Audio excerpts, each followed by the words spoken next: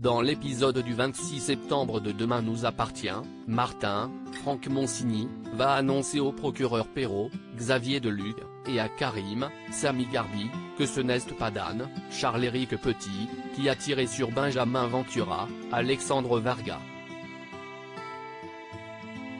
En effet, la balle retrouvée sur la scène du crime ne correspond pas à l'arme du père de famille, et un nouveau témoin est venu confirmer l'alibi de Dan Mazur.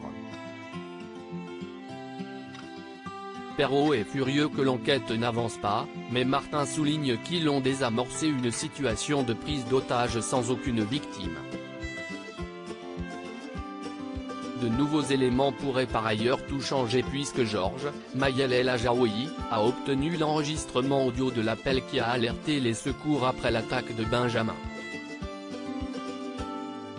Avec Karim, il réalise que s'il est une femme qui a appelé mais qui a masqué sa voix, et qui pourrait donc être connue des services de police ou cherche à les éviter.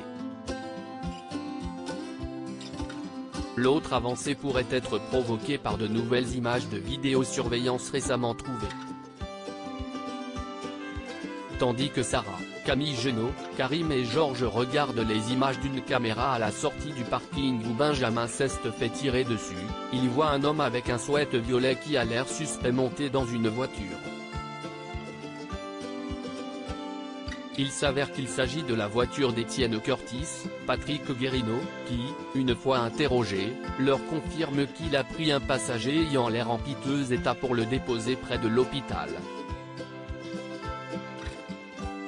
Les enquêteurs décident de passer un appel à témoins pour savoir qui s'y est. Peu après, un pharmacien identifie l'homme au sweat violet. Il explique que c'était un de ses clients et qu'il portait un bandage au bras suite à une blessure par balle. Puisqu'il ne s'est pas directement rendu à la police ni aux urgences, ils en déduisent qu'il n'a pas la conscience tranquille.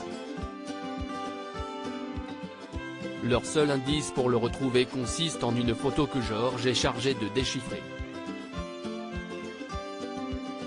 Pendant ce temps à l'hôpital, Marianne, Luce Mouchel, annonce à Alma, Camille de Pazy, qu'ils vont devoir opérer Benjamin et qu'il s'agira d'une interview lourde. Pendant qu'Alma réfléchit à tout ça, son fils Adrien, Anthony Colette, débarque derrière elle sans être vu et file aussitôt. Gabrielle apprend le métier ailleurs à 7, Christelle, Ariane Séguillon, est de plus en plus suspicieuse par rapport à l'attitude de Sylvain, Arnaud Henriet. Elle le soupçonne d'avoir une maîtresse, et les scénaristes de Demain nous appartient font tout pour que les téléspectateurs le fassent aussi avec des dialogues remplis de double sens. Alors qu'il parle à Alexandre Brasseur, il dévoile finalement qu'il a acheté une maison sans en parler à Christelle pour lui faire une surprise.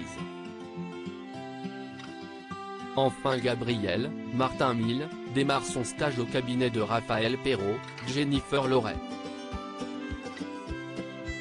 Après lui avoir expliqué ses tâches, elle lui propose de l'accompagner au parloir voir son client.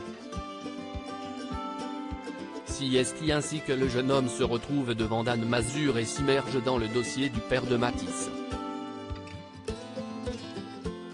De retour au cabinet, il pense trouver une erreur dans son affaire avant que Raphaël souligne qu'il est passé à côté d'un document important. L'avocate applaudit tout de même son implication.